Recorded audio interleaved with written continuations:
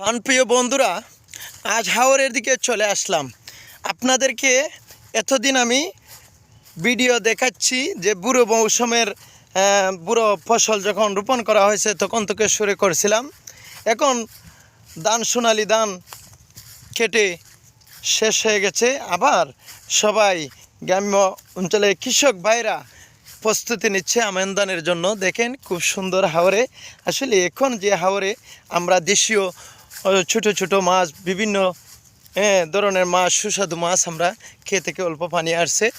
এই যে আমি দেখাচ্ছি আপনাদেরকে, এই যে খুব সুন্দর দৃশ্য, মনোমুগ্ধকর হাওর অঞ্চলের আমাদের হাওরের। আসলে হাওর যে বন এলাকা, যেখানে হাওরের দৃশ্যগুলো সবুজ গ্যালারিতে ভরপুর সময় থাকে। কেননা এই জায়গায় একদিকে না, বহুদিকে সৌন্দর্য বিলীন রূপান্তরী হয়ে থাকে। অনেক সুন্দর, তাই না বন্ধুরা? এই যে এখন দেখেন অনেক হাঁস করেছে, আকাশে অনেক হাঁস দেখেন অন্ধকার হয়ে আসছে।